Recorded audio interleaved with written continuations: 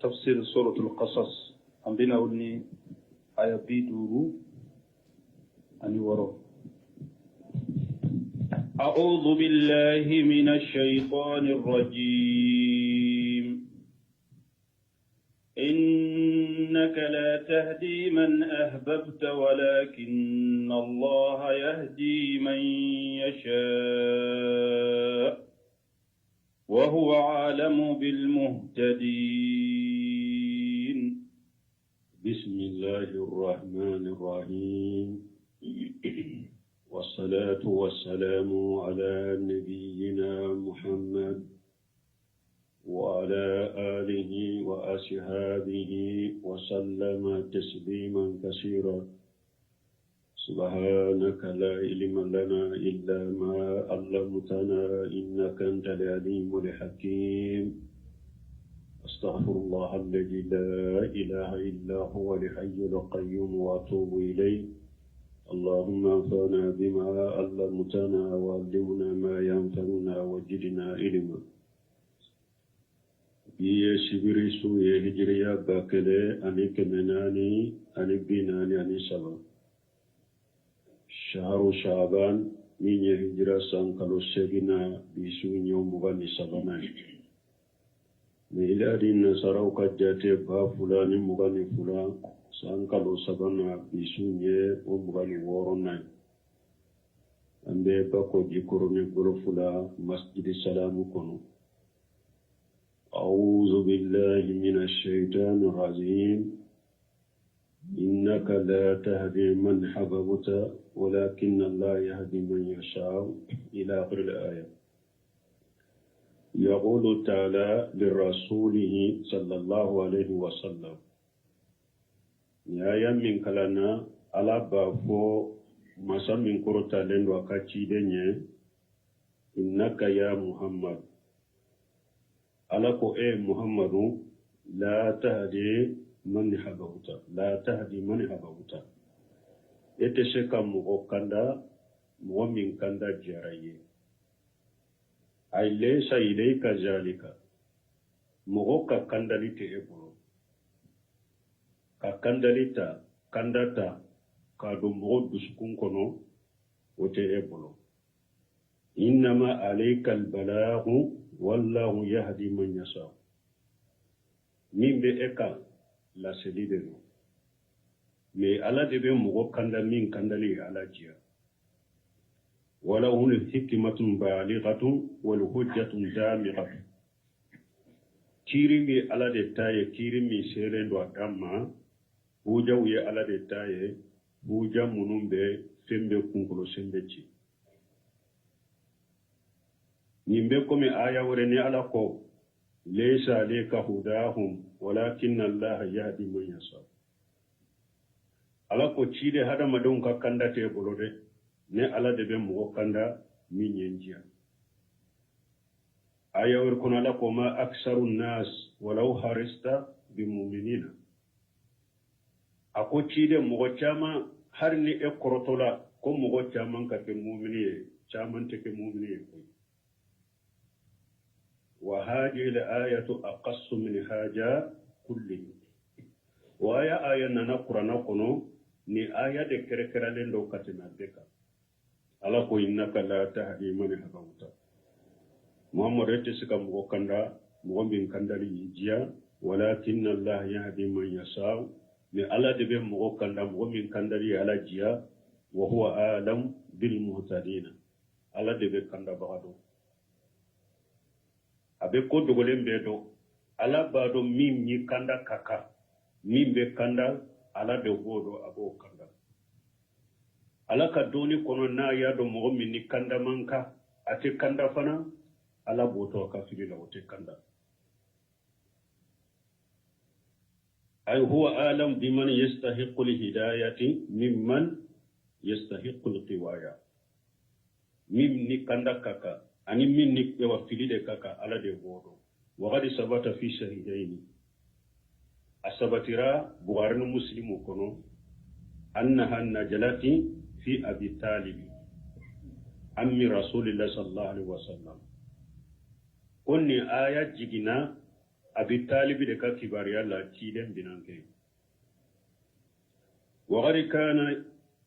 يهته وينصره ويقوم في صفه أبو طالب تنكرا أبي مغون كابو تشيدن ما أبي تشيدن دمين تشيدن بسفا سفر يرو أفرالين بتشيدن دكا يارو تشيدن كبنانكي ويناني دي فلا سلاميرا فلا تورا كافرياكا Abbas ani Hamuja ulu silamiyara kake mu'minunge Abu Talib Abu Lahabi ulu tora kafiriyaka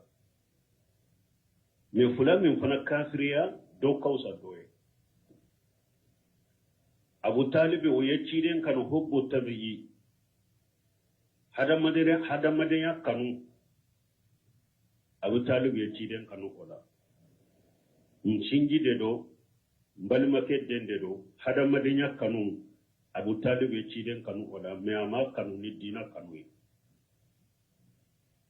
Abu Lahabi o yeciden ko oya ko kadante me oya kele yerede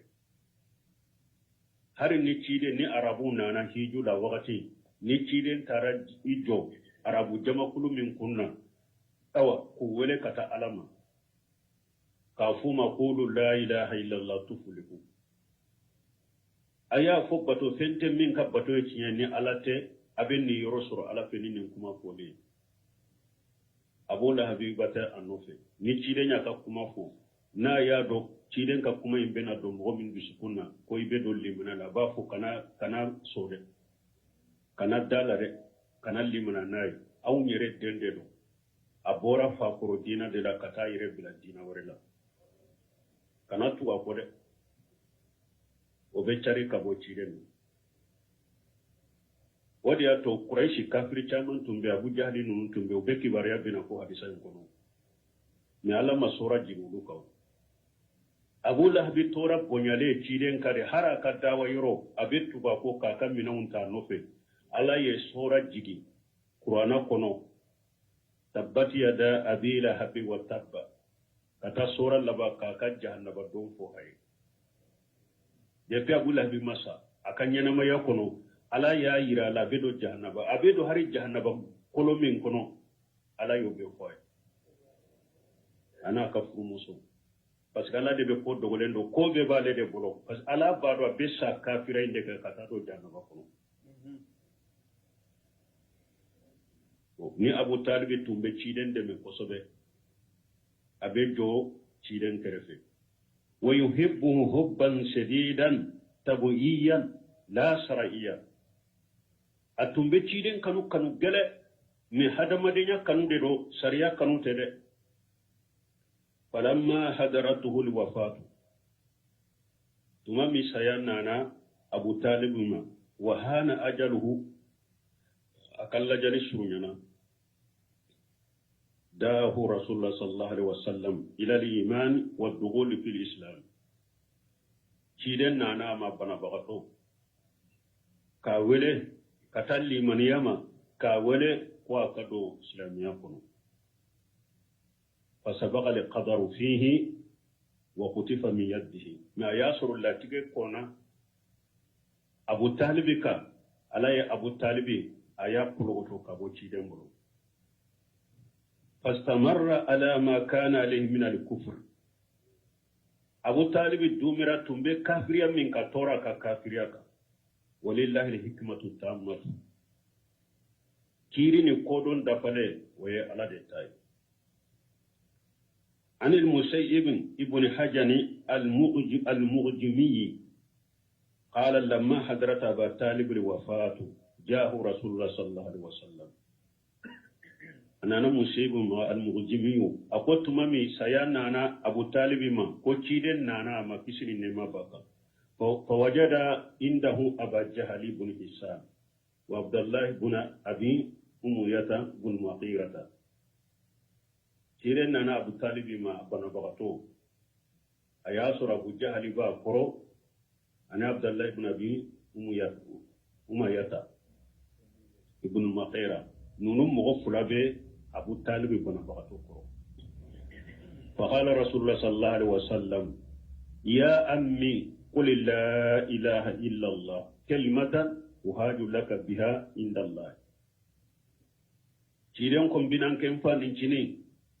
لا إله إلا الله كما فو نهوجا سروني نيني على في نا على دلي على بيا في ما تقول إيساتو لا إله إلا الله فو niye nin kuma fo yomale kama don mba fo ntige ala ntige ala ne binanke sato alimane ala de aye sede kuma fo mbe huja soroni ni nyembe dele la soroni yembe ala deliye ala bido janna ko chogomi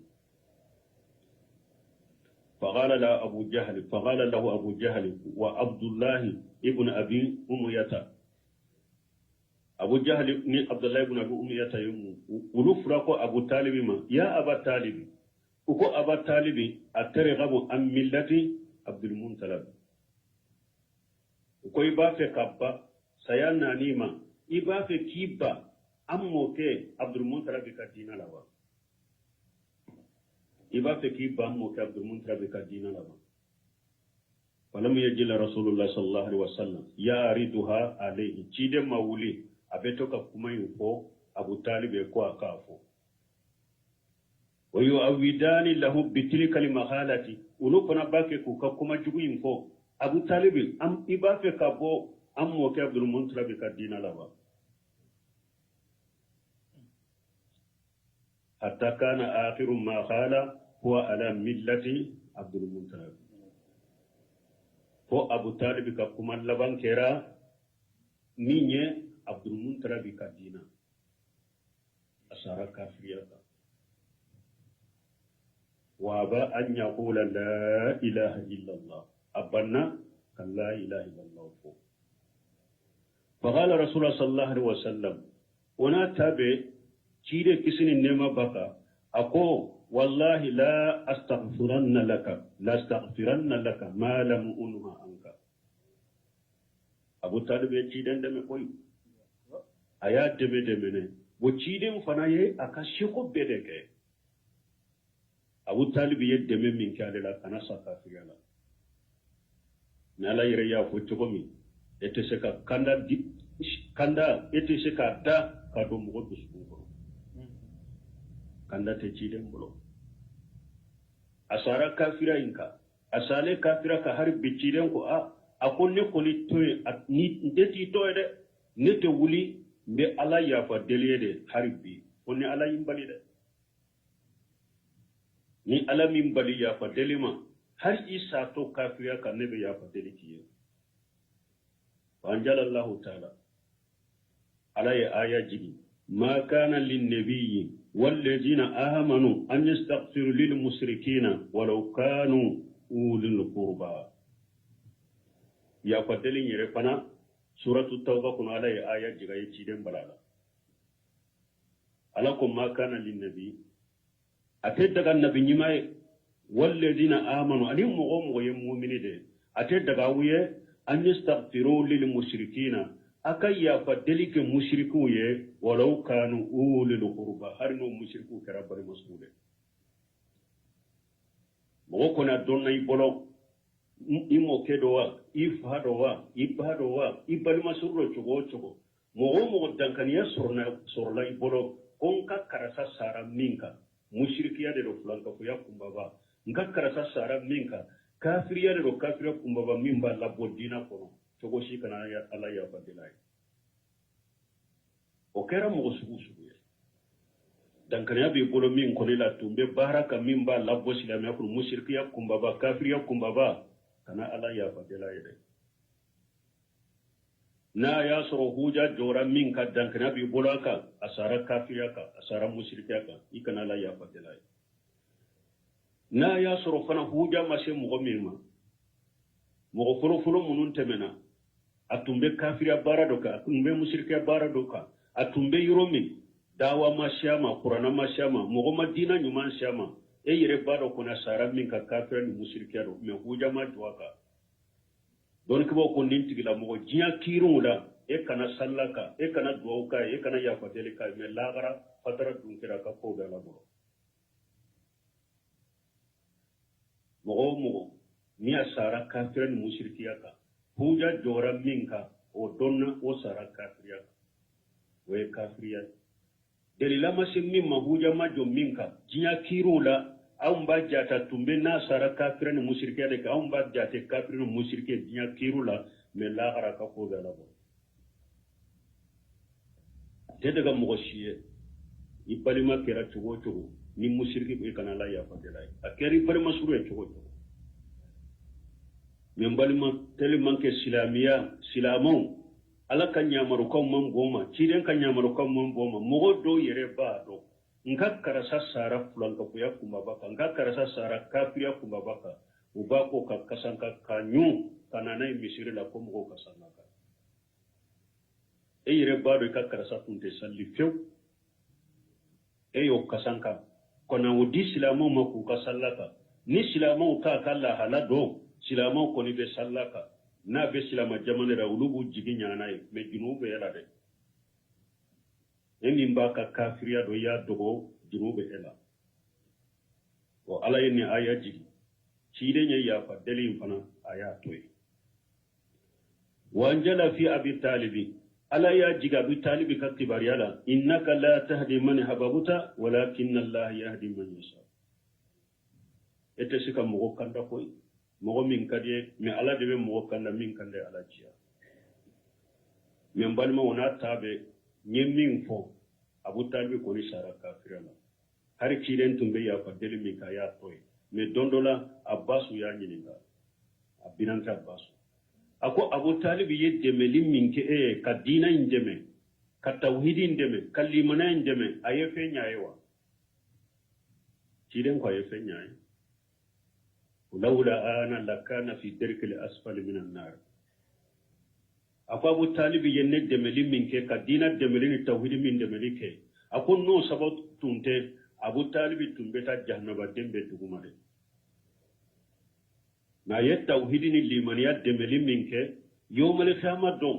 jahannaba de kafiri shite ni ewa deli ala chidembe ala deli kafiri ko ala ka jahannaba so fegeya ka jahannaba janga kata fegeya ni abu talibi kelente ala ya kere no ye ko bo jahannaba don do chela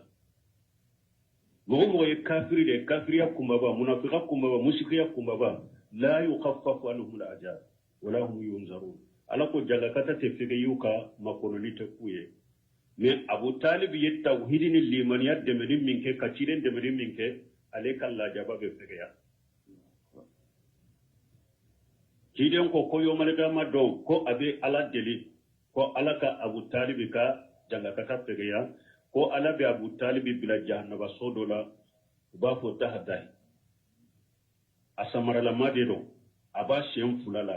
asiyon fula jolen bala me akunkolo sembe be wuli sanfe abu talibi de ka jahannaba janga kata ka tegani jahannaba dembe me ali yere fana nyana ale ta ka duguna be me aye tawhidi limana demeri minke ala yo ka hilara nyo fo ya sinya dori ngom mo shite ni limaniya deme kan ni tawhidi deme ni ala bi lankolondo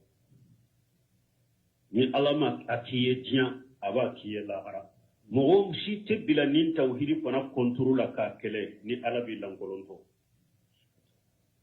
ni alama fenki la jiya la itabi makor lahara o misali ya chaman temena nyo fo ya kateme nyo fo dersuru la kateme sunan tere tabe abula binu tabe munyu uluso munu nye tawhidu fana deme ni ala ye bonya kuye udu tabe najashi nunun tabe abu talibi nunun tabe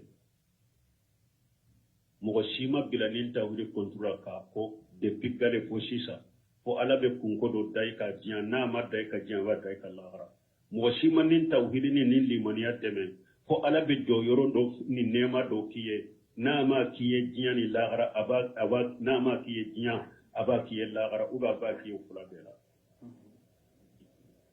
donc ni nyaayira kanda ye chogo ya fula de يبقى هداية التوفيق وهداية أو البيان والإرشاد. هداية التوفيق وتجيدن بلو وتولي لكلاشي بلو دعوة كلاشيتي واجل كلاشيتي لهداية التوفيق بلو. هداية التوفيق يموني كاكاندا دا كادومو دسكون وتدام تنشي بلو. taye dero ala yinya maria ko ikam min fo qur'ana la ikam min fo hadisa la ikam min fo wajuri la ikam min fo nyamarale la ikam min fo balela taye ko fode oma ala rasul illa al balaghul mubin la seli de be eka me ka do mo duskun kono o ti boro o te chide mbolo o te da fe more boro ba ko ni ma hidayatul tawfiq hidayatul bayan wal irshadi obe chidem bolo obe wajulu kala bolo oye munye ka bangeli ke mogoye ani ka mogo bilasira karasa ninde ala tay karasa ninde chiden tay karasa nimani karasa lay ni haramu ya karasa chiden ni haramu ya nimbe hada madem bolo ba fo ninde ma hidayatul bayan wa rishad nimbe chidem bolo nimbe dawa kala bolo nimbe wajulu kala be bolo bangeli de be eka ka bangeli ala tay minye ko bange chiden tay munye ko bange ala mi haramu ya ko bange chiden mi haramu ya ko bange obi boro ode fora aya orela innaka la tahdi ila sirati mustaqim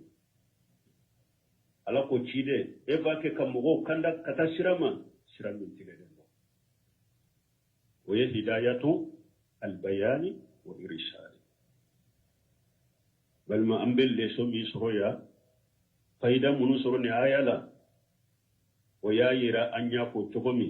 dina tauhidi limaniya an kan yukon deme ala an kan yukon deme ala ni hada madeni ni nye kafire ayel limaniya min deme ayel tauhidi min deme o kera sabo aka janga kata aka jahannaba janga kata fega yaraka elli eminye silama yedu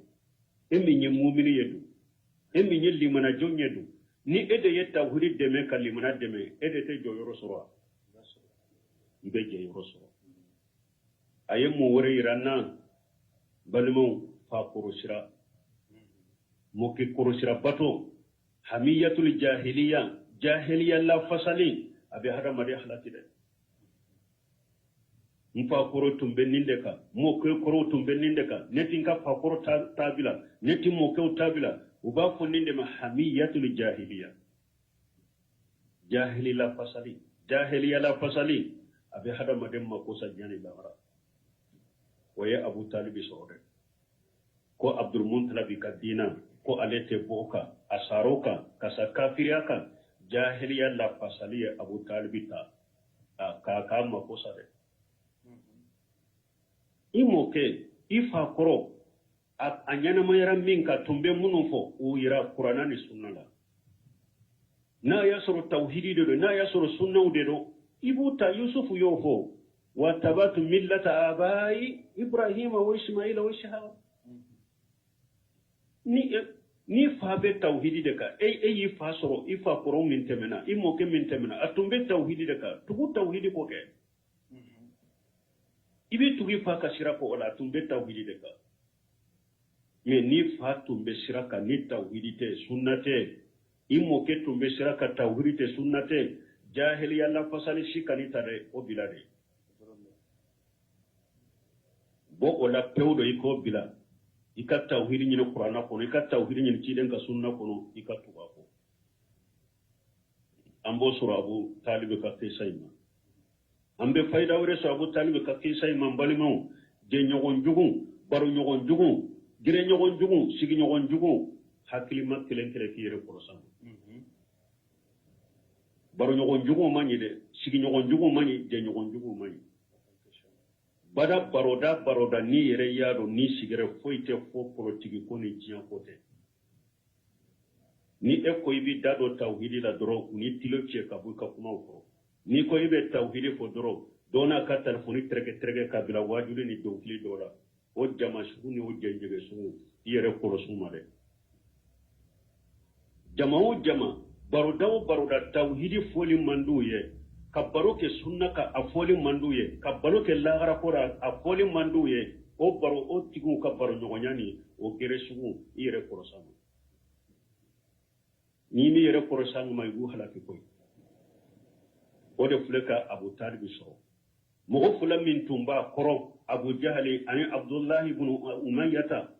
nunu ni sigi nyogon jugo ni baro nyogon jugo ani je nyogon jugo lalla ni tumma to ka fo Abu Talib iban fe kabo Abdul Muntala bidina wa lawa lalla ni tumma ni ka tumbe shaka kanda me je nyogon jugo fana simbala baro nyogon jugo wadi yato ciren ko sallallahu alaihi wasallam ako al mar'u wala dini khalili falyanzuru ahadukum ila man yukhaliluhu ako hada made be aterina je nyogo jogo ye minye ale yere yo yere ako dola kelen ka laje ka korosi be mogo munun ku teriye ibe mogo munun ki baro nyogo ibe mogo munun ki tamu nyogo ni je nyogo o do ku du korosi de asada madembe jama min ibe groupe min ay baro nyogo ye munun ye hari na ya soro e ka jogo kani jogo ulu ja ko ibe ulu ka jogo ta obo ka kuma udota obo ka jogo udota ni alama hinila wadi atu sarafu tunko ko hada madde koy kana anyininka ayire nyininka karasay jogo ye munye koy kana onyininka ko mogo nyininka doro karasa tama nyogo ye jonye karasa baro nyogo ye jonye nu yo o fuye kaba atama nyogo ye karasaude abaro nyogo na gere nyogo ye karasaude a jogo donna kaba أن المرء لا تسأل ولقرين فسأل فكل جو قرين كل مقارن مقتدي كل كان هذا مدين ينكا يرلا ده كو أن ينكا جنيو إلى درو أجنيو ينكا درو نو يا جنيو نا جنيو ين نو يو فوي درو أجوكو دونا مغو سكوندو مين دا دونا توحيد تيجي دا دونا سنة مغو دا دونا جيا دونكي دا دونا tawhiri jugude do adonna bidia ewa kanu bagade ni bidia mo kanu bagade adonna wada to yasrafu saru do nyilenka selafu saru do de nyana jugu dola aye chedo soroye ubake katan ko sunna mo de do me sarafu yi alebe sarafu tabolo do ayabe chogomi akonni karasa fulana mo sugu jumando awlaka idana kafe ko sunna mo de do mi ako atama nyogo na je nyogo na baro nyogo ye jonye ko al qadari ko qadariyo ako huwa qadariyun ako qadariyo dedo ako min je sunna mo abaro nyogo na je nyogo ye munye ko lu dedo donc hada maden ki yere korosi ci da nyere ni fo ako sigi nyogo nyuma je nyogo nyuma misaliya ni je nyogo ndum misaliya be ko mi parafe fere la ni fam finyana ako farafe ferela imana farafendo dima ube ina do sabolo ube ina kasa nyuma ino soro inuna kreditala awa ko sigi nyogo nyuma ni baro nyogo nyuma ni tama nyogo nyuma ye wode kredita ka je nyogo yala kredita ka barola kredita ka ewa gere nyogo nyala me chide ko je nyogo njugu famfinyena ciiden ko ni ba koro ni e watta suma doma pa kabili ka fini la kasogo ki ka fini jani bi munum be jani tasuma ko ni kona ni papi ani manaw ibe kasa dugo ko ni soro yona mana sigi nyogon jogo baro nyogon jogo kisi tala fo iba ka kuma dota dondola ka jogo dobe do ida jakwa ishe ko tala de komi fam finyana be chogo mi na mi ka fani jani ibe kasa jugu soro inuna kisi to o je o sigi nyogon yalla chogo mi de ni pendo ti soro de baro nyogon jugu ni je nyogon jugu ni gere nyogon jugu fana bo chogo la ite kisa makoy konne hakili be nela nebi nyere korosi na yemmi ko min kanya ka kuma do bota ni mani tota hakili te edela ko hakili be nela o ko nye fe famu sam gote se ka un trompesa ay hakili te edela mene ni hakili tumbila ite chiden ka kuma soso hakili mabe chiden ka kuma soso abada ciden ko kam mo nyuma de ki je nyogo sigi nyogo nyuma ni bor nyogo nyuma aye je nyogon jugu misale afoye hari be ye ciden ka nyamaro kanto e ko ka hakili kadi e ka hakili kadi katami e ka hakili de mani mena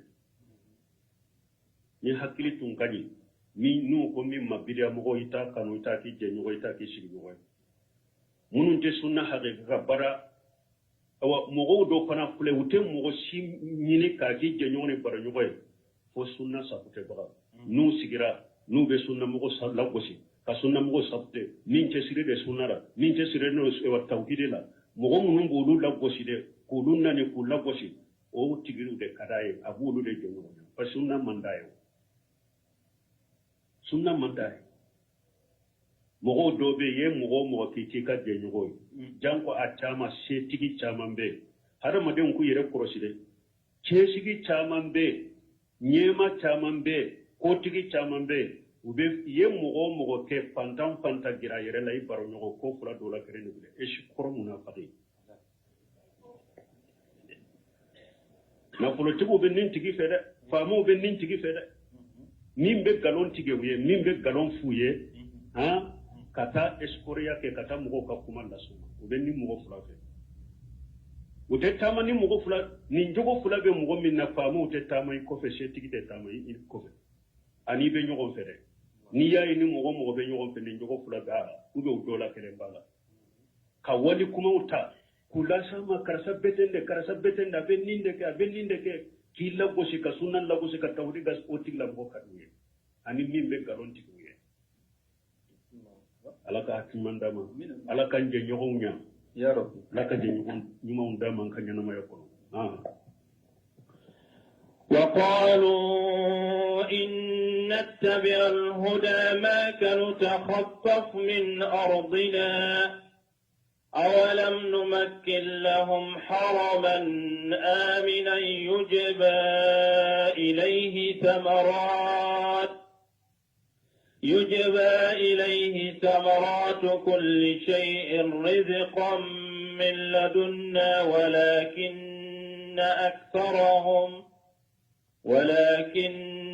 أكثرهم لا يعلمون وقالوا مكة كافروكو إن نتبع الهدى معك نتخطف من أرضنا الله أكبر لقرآن فامرا كديسا مكة مشركو تشيدن بوله كتاتا ورين لمنا من نوبرنا كتو على كتو تشيدن كو تشيدن ما konni yaye aw masoka tugu ko mene parce que fulen la hala minna ibe tawhidi ko minna wala li tugu min fulen mo be bilala e konturula mo shite efe yi tugu ya lende do be yi tugu ya be yi ko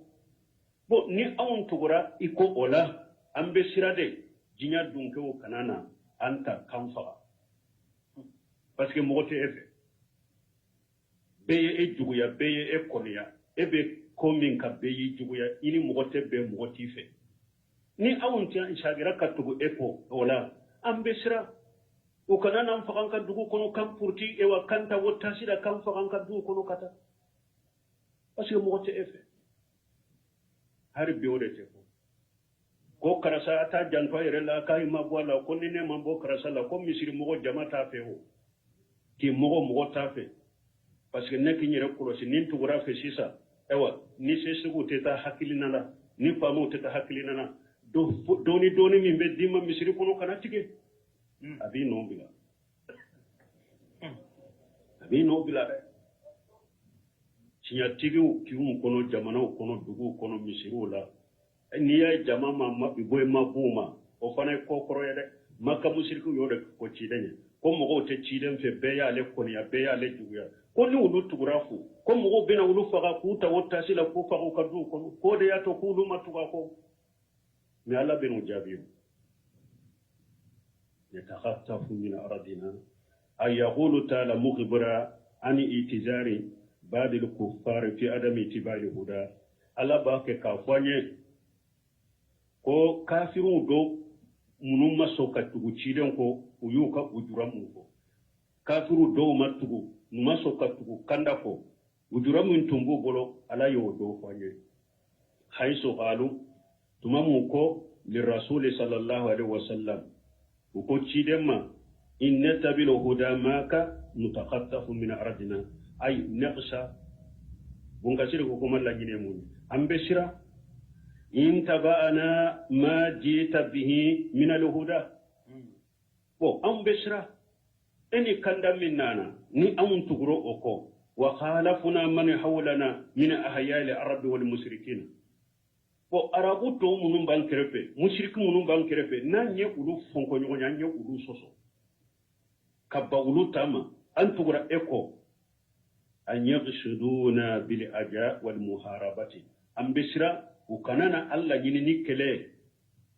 ukanana antoro kankele wayataqattafuna aina ma kunna ukanato ampurti purti kanta wotta sila ambe yoroyo Oriato, Niai Amatu Kandako, Femorete. Parce que Arabu Munum Bankerefe, Dugu Munum Bankerefe, Bo Ashite Etaka, Bebana Etama, Be Ejuya, Koma Brahman Sadi de Enad, Eka Dugu Kacha, Eka Konibaga Kacha, Bo Ni Amtugura Eko Sisa, Arabu Munum Bankerefa, Be Kafra, Be Musirki, Be Bilaleka Controla Pana Ashitife. Aw beshira nan tugura eka kandako ukanan faga ukanana tora la samma kan faga kanta wata sila qala allah ta'ala mujiba lahu alakum masamin qurtala ayu jabi alako awalam numakkinu lahum haraman amina alako ya law aw ka kafiri mauna kam mushriki maw abe dugumin kono minye makai ne ala de make horma yoroni hakili sigi yoroya kawto ka kafiriyala kawto ka mushrikiyala ne yem makka ke hakili sigi duguye ka makka ke dugu horma lenye dugu be makka kirefe be nyogon fagala arabu to be nyogon fagala be nyogon la jabala ne minni aw makkan kawye hakili sigi be awka horma be awka ne yen ninke awye aw kafirila maw aw mushrikila maw nawli man yarada ne bawda bila bowe yaay man la ñene yode aminan ya anni haja alladhi atajaru bihi kajibun wa batil la ñene muñe yenni ujura min ko ngalo fu ujura fu li anna allah ta'ala ja'alahum fi baladin amin wa harami parce que ala yulu bila dugu kono dugu min ya hakli sigi dugu min ya haruma dugu muajjam aminu mujjo wodiya dugu min mbonyalendo dugu min depi ala ye dugu indilay dugu ni hakili sigi dugu de fa kayfa yakunu haja li haram chogodi nin dugu horomale amina ni hakili sigi dugu lahum fi hali kufrihim wa shirkihim fa kayfa yakunu haja li haram amina lahum fi hali kufrihim wa shirkihim chogodi nin dugu be koma dugu horomalenye dugu nkeru ma haklishi dugu ye uka kafiriya la ube kafiriya la wakati mi ube shirku la wakati mi dugu keru ma haklishi kune ewa horoma dugu ye wala yakunu amina lahum wa ghari aslamu wa tabu li haqqa dugu nke kuma haklishi gini horoma dugu ye de nu silamira nu tugura chinyako ni emimbi yere ka ni tugura ko nan tora ne tora ka tuga ko yenne fana ya no fe ukana an gosi ni bere kelenya ni e ma tuga no fe masami be ennema masami ni e baro masami ni enya ti jian kono de pima tiya tigi kanu ima tugu tiya tigi lo ni tugura tiya tigi ko re no tigi bi bila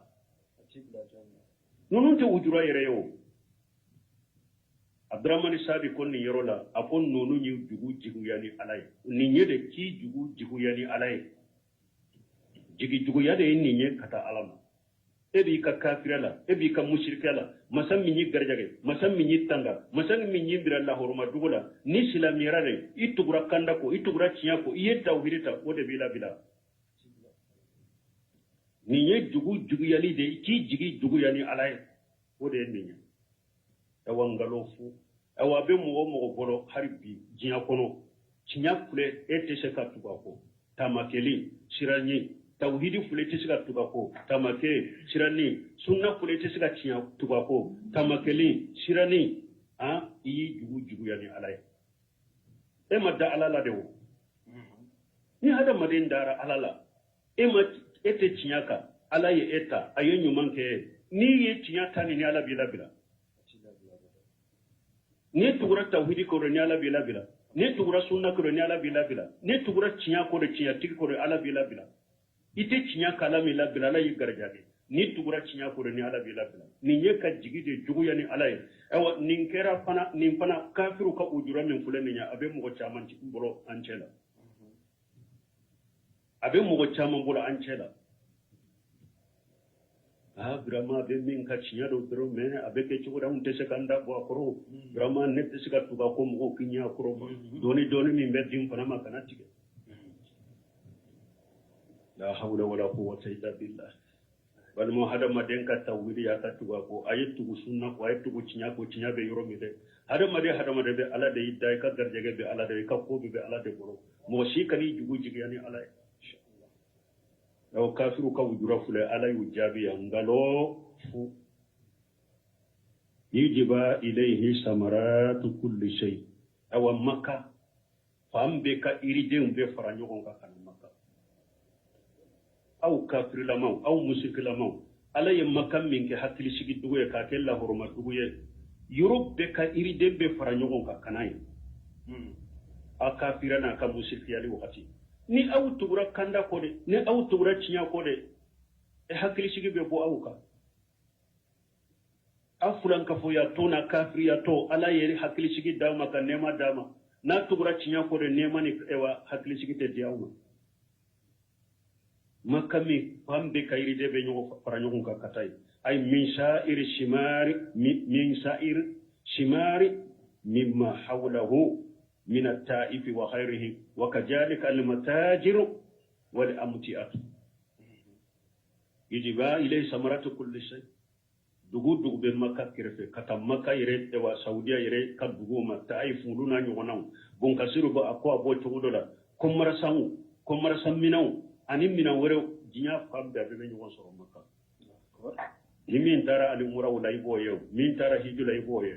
har an ka jamana kule na mangoro shira anyuma umbe tomode katanu ya mura wakati katu fere maka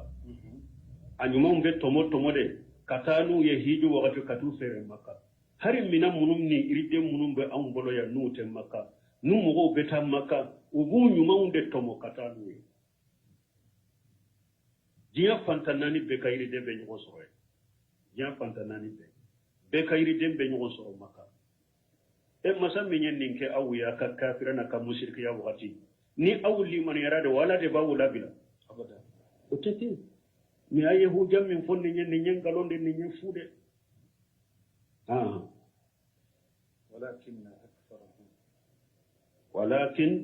walakin aktharuhum la ya'lamun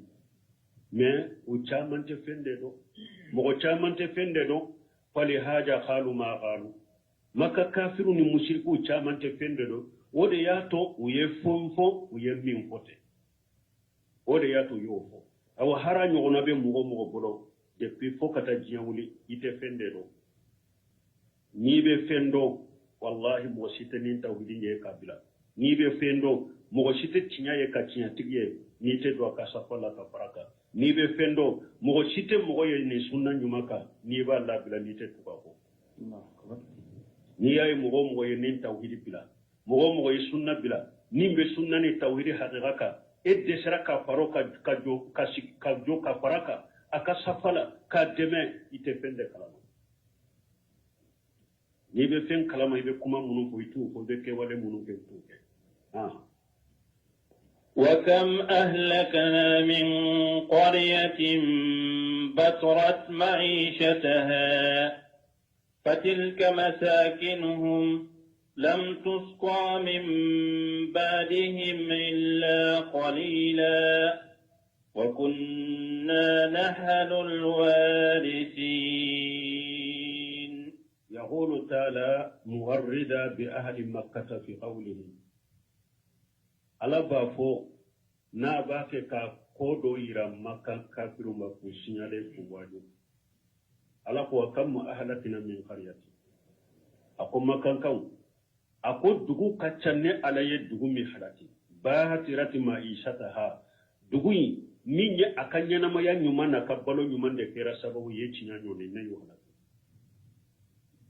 akana miri ko be nema minna de akana miri ko be hakli shigi minna akana miri ko balo chogo nyuma min baw bolo o kake sababu aka cinya nyone akana kede dugu caman de temene awnye ni ala ye balo chogo nyuma nduma fo ka balo chogo nyuma kera sababu ye cinya na alu mo banna cinya makanyoni nya be halaki aw fana ka janto yere la aya janto yere la de abe nema minna abe balo chogo nyima minna akana to na be bacinya makoy mo chama halakira wone dugu chama halakira ba tirati maishataha ukabalo chogo nyuma de kera sababu ye kuke cinya nyoni nai ala yu halaki ay tagati wa asarati wa kafarati bi ni'matillah ba itat maistiba batirati maishataha kore munye udante mena ukafiriyara ni alaka nemai fima anama bihi alihim min al-arjaq alaye nema munun kuye uye nema nunu fisru wal yaqibachiyam anana aya wala kono wa daraba Allahu masala qaryatan kanat aminata mutma'innata ala ko ne alaye dugun ta den goside dugumi hakil sigi dugude tundo dugumi mutma'inna dugu basigilende tundo yati hayriji wa ragada min kulli makan dugui aka garjage na kan nema bena makabo fambe kata aya laba alay mufo fa khajahum al-ajab wa hum jalimun o dugu tuma mutumbo nema yina garjage be bo fambe ube hakil sigila ube ma fantiala ne tuma mu banna ala tama ala yemunke fa khajahum al-ajab wa hum jalimun la jaba yusro la jaba yusro ulu yettonya de kelawde wali haja ala taala ninde koso ala koya fatilika masakinuhum ala ko ne ala yedugo mo munu harati nu ka palo chogo nyuman kera sababu ye uye ala kan nema fisru waliya ka kafriya ka chinyanyoni ninne yu halati fatilika masakinuhum o ka so fuleye lam tuskan min ba'dihim illa qalila nye ulu halaki ka boye ulu kofe mogo shima sigi kaso kono fo mo fitinu ulu kofe ukaso mogo mas sigi ukaso kono u kofe ni jaba kulu fitinu te ay dasarati diyaruhum fala tura illa masakinuhum ala yukaso halaki ka mogo be halaki ka boyte foye koso jolew mogo tu kono wa kunna nahnu liwarishina ne ala kera ukason anu yenna fulo mununto ne ala kera ukachiye tabaye ay arja'atni qaraban laysa fiha ahadun so labana ugurjale mo shitula dugu koloni so nunun ni ne na fulo mununto mbugolo ne ala de tada be sagira kana ne alama nyugo halaki ko boy وما كان ربك مهلك القرى حتى يبعث في أمها رسولا يتلو عليهم آياتنا وما كنا مهلك القرى إلا وأهلها ظالمون ثم قال تعالى مغبرا عن عدله وكفني آية على بنان كباريا كاكتل نفو عنه وأنه لا يهلك أحدا جالما له وألت مغسي حلقي كيتونو وإنما يهلك من حلق بعد قيام الحجة عليه وألي مغو حلقي حجة جولين كوكي ماري ما سوفوا الذي حلقي وما كان ربك ولا أقو إتك على مكة مهلك القرى نابد مغشي حلتي حتى يبعث في أمها الرسول فو أدجبه أدجو وكدجو باي موني وككبتلي موني فو على كتشيدن وشوما كبو كبتلي ناري بونكسري أمها كجمع وهي مكة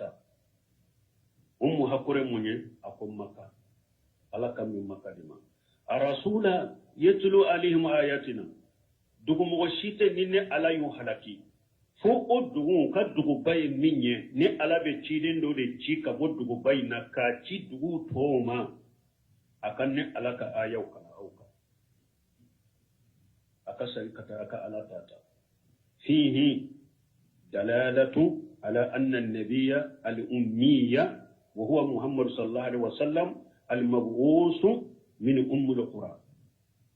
mun kasir ko dalula benni ayala ko ciden kun fi kan nabi nyuma min yi muhammadu ko a cira kabon maka rasulu ila jami'il qura min al-arabi wa ajab awa ko ciden cira kata dugu bedema dugu munun yi arabu dugu yo dugu munun mo munun te arabu kanfo ciden cira bed abedema akona na aya wero kono litunzira ummal qura wa man hawlaha ichi kunyedo dugu bebba ninyi makan kawye ina ulu baga ani dugu be makka kerefe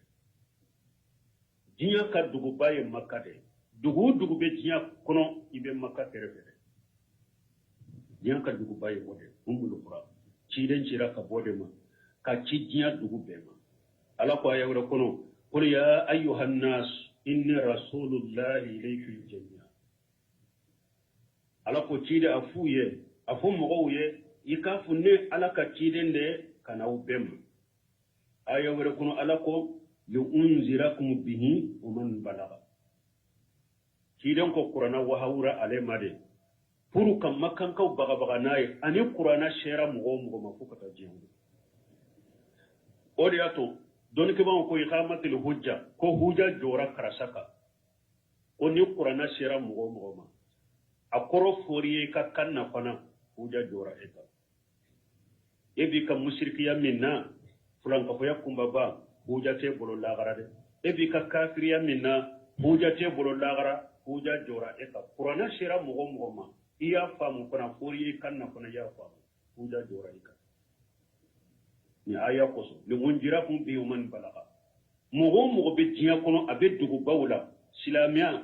komi munum be bamako munum be dugula qur'ana be kala iba lamme akoro be fo hadisaw be fo ukoro be fo ebe kaburu bato minna ebe subarka minni eye mushrikire shirkul akbar mughraj min al-millah huja ko suita la huja joraika mogo be silamaw cela qur'ana ba ke kala ka koro fo ye kanna hadisaw be kala ukoro be fo ye kanna ebe kafiriya minna ebe mushrika minna huja joraika de huja ma jo min ka min be yoro dola ani doni ke baate nyogon kerebe qur'ana ma shama hadisa ma shama bo alebe fulan ka fone kafiya mununa huja ma jo kale fatara dunke me mo be silama uchela qur'ana ba ke ka kala iba me hadisa be kala iba me wo be fo ikanna bana huja jora e kade ni aya koso li unjirakum bi yawman bara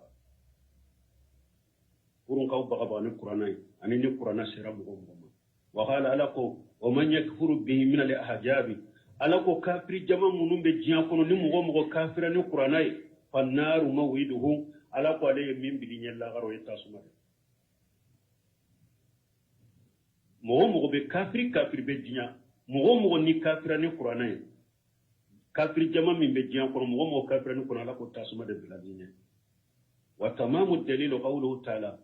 dallatu yamunye alako وإن من قرية إلا نحن مهلكوها قبل يوم القيامة أو مؤجبوها عذابا شديدا على قد مغشيته فن على بو هلكي سني قيامة كان وبنبو لا جبل لا غرا لا جبل من أجل ما ندغ مؤمن نتشيدن شيرا أو ما أمسو على بو هلكي جيان ni alama mu halaki jiyan kono abaw kono ni la garay يوم القيامة دعوا لا جبل من قبله فأخبر تعالى أنه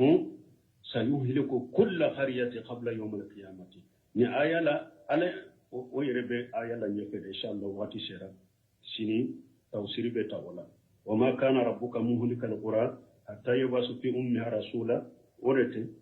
وما كنا مهلك القرى إلا وأهلها ظالمون آية ما توسير وما كان ربك مامورتي على مكه مهلك القرى نابد دغمو حلكي hatta yab'asa fi ummiha rasula fo o dugu bayin ninye aka ciden de cuma yatlu alaihim ayatina ciden benne alaka ayaw kala uka wama kunna muhlikil qura ni alati dugu mogoshi halaki illa wa ahluha jalimun ona ya soro dugu dunke ukera to nyali kelawde ni dugu ni mogo kera to nyali kelawde ni alabu halaki donc ayawre kun ala ko ma kunna muajibina hatta nab'asa rasula ala ko lete mogoshi la jaba na ma ciden de cima wadi ato cide sallallahu alaihi wasallam anana bukhari muslimu kono ciden ko boyshitu ila al-ahmar wal aswad ako ale cira kata bilemani fima bedema jinya be bilemani fima be ko aje cira bema ewa acira har jinawma wali haja qutima bihi nubuwatun wa risalatu fala nabiyya ba'dahu wala rasula wodi ato alay nabi nyuma ya dafani cidenye ka cidenya dafani cidenye nabi nyuma tena ciden ko pe ciden tena ko pe to kata jiyan wuli jinnane hada mare be jiyan kuno cidene cira bema bal shar'uhu baghin baha al-layli wan nahari la yawm al-qiyamah ciden de kasariya be to jiyan kuno ka tileto jiyan kuno ka suto jiyan kuno fo kata Allah gara ciden kasariya to jiyan kuno ni hakkili sige ni islamiya te bo jiyan kuno koy ni islamiya ni mugo ni ka sinya de ki ka sebelu kere ki kan na foro financier de kon ni islamiya de ka bo jiyan kuno e be bo jiyan kuno islamiya ne awa sunna fana bo chola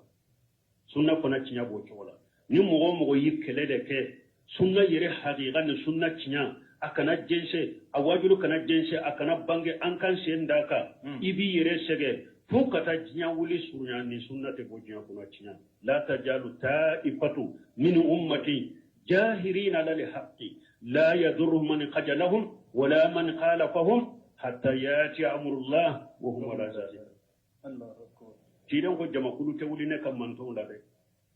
nubu ka cinya ka dina yere haqiqa ne cinya min yu bode ka ewa udemele do fana la fede